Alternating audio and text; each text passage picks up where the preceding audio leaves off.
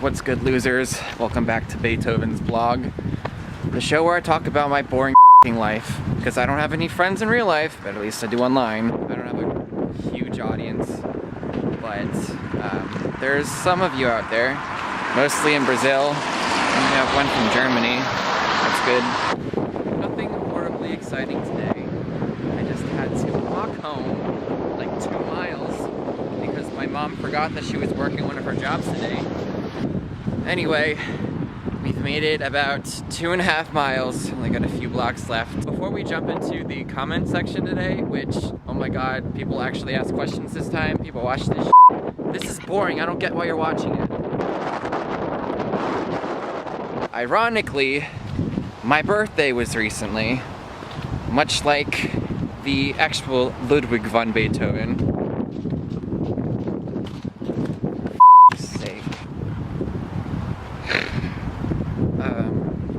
My birthday was recently. I'm never gonna not be embarrassed about that. My actual birthday was recently, and my mom kind of forgot. That's fine, because she has 3 jobs. But kind of out of guilt, she got me a cat named Dennis, and Dennis is a menace. He is the worst. He's always trying to eat my food. I'm gonna put in some pictures on the side over here. Evidence that Dennis is constantly trying to eat my food. As you can tell, it happens almost every day. Before we get any further into the wreck that is my life, I wanted to give our quote of the day, which is actually from Friedrich Nietzsche, the guy who claimed that God is dead. The quote is, water, can you stop dripping? The quote of the day is, without music, life would be a mistake. I couldn't agree more. That's why I basically live in the music room between classes, and I do that during the lunch hour. And there's another car driving by, and I just feel even more embarrassed. This is the last time that I'll ever vlog in public. Please kill me. We're almost home. They call my neighborhood Felony Flats for a reason. I almost got mugged here one night. But that's the benefit of being skinny, is you're really fast. Jumping into the comment section. What did you do for your birthday? Great question. I did a whole lot of nothing because I was home alone. What does your dad do for work? Pass. How come you never talk about your dad? Guys, please stop asking me about my dad, alright? Do you have a girlfriend? Nope. Do you have a boyfriend?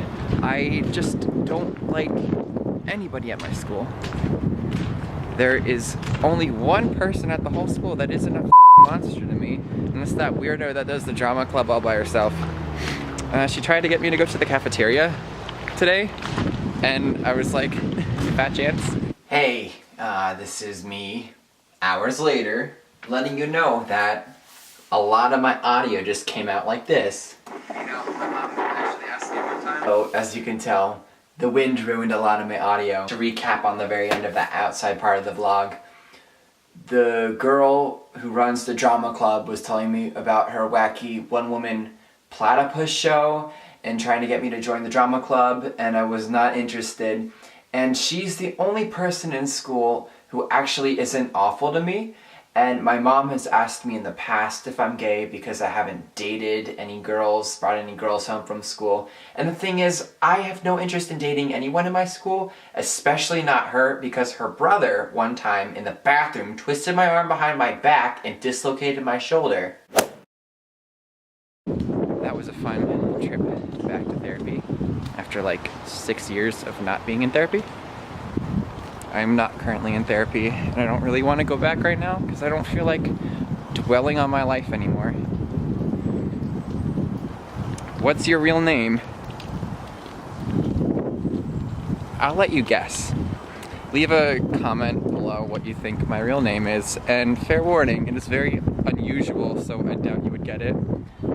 You know, the kids at school used to call me Beethoven to mock me, but I actually kind of like it, so the joke's on them. Did you want to meet the little terror? His name is Dennis. He likes to scratch up that chair and climb on the piano. So, a lot of you have been asking me to do a room tour, and Believe me, it's not that exciting. My room is actually very boring, but I figured I would humor you and at least show you what's in my room. Here we have a few drawings. This one is actually of a singer named Melanie Martinez. And while she didn't have a messed up childhood, the character in all of her songs did, which is a big mood. And down here is a vlogger named Gabby Dunn, who I actually like because she has a podcast called Bad With Money, and that's something that my family is horrible at. Here is where we have my keyboard that you can see. I was actually very, very fortunate that my mom got this for me for Christmas. It was actually the bee's knees. The house that we used to live in had a piano, and we couldn't really take that with us when we moved. But no use in dwelling on the past because now we have this.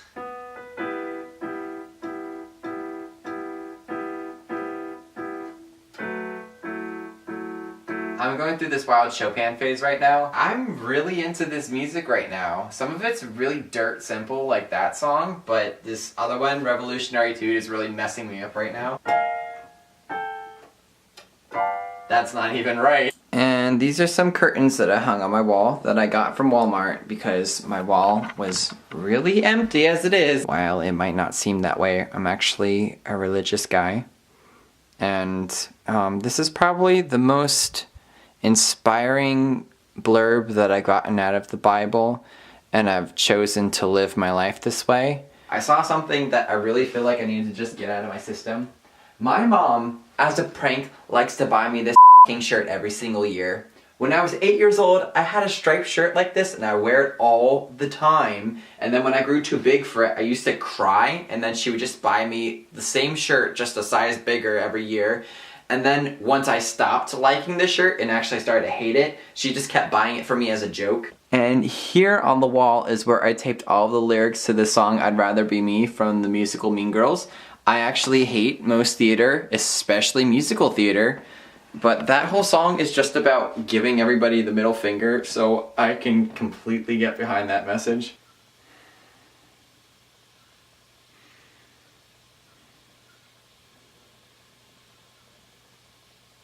Yeah, could you please page 4489? Thank you. Hey, Mom. I was just wondering if you're coming home tonight. Well, like for dinner.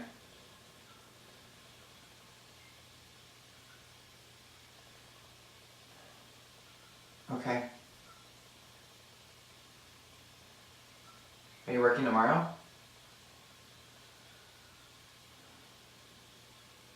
Sure. Love you too. Bye. So, big surprise, my mom's not gonna be home again, and I've been given the instructions that I need to use up the eggplant tonight.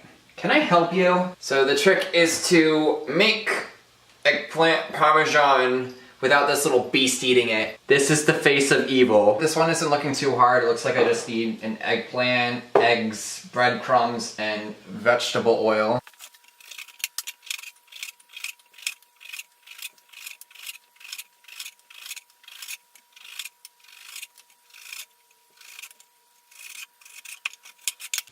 What did you even do with this last piece? That does not taste great.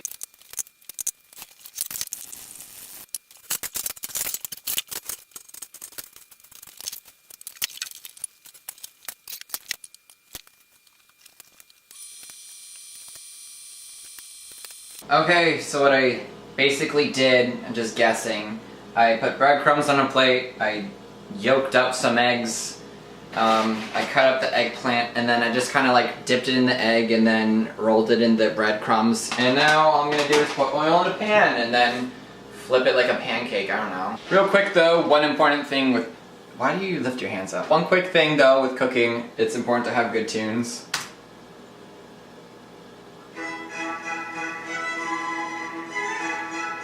God, I'm lame.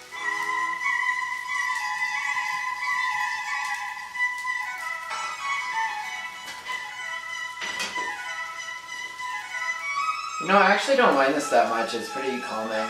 We are down to the last frying pan of eggplant, so thankfully we'll be done with this soon.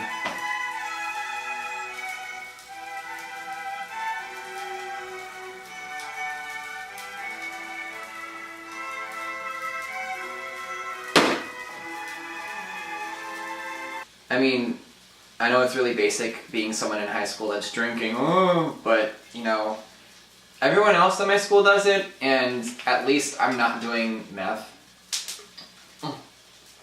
Okay. Alright. And then here's the trick. You see the sink. You see the clear tequila. You fill it up a little bit, and then they never know that anything is missing. Kids, don't drink, please. So right now I'm trying not to be a wasteful American, and I am cooking my leftover egg from making the eggplant parm. This tray came out kind of okay. This tray came out burnt as because I was drinking tequila. Dinner's cooked. I'll eat it in a second. And since I didn't get to properly celebrate my birthday, here's to another year of living in Trump's America. Isn't the world so great?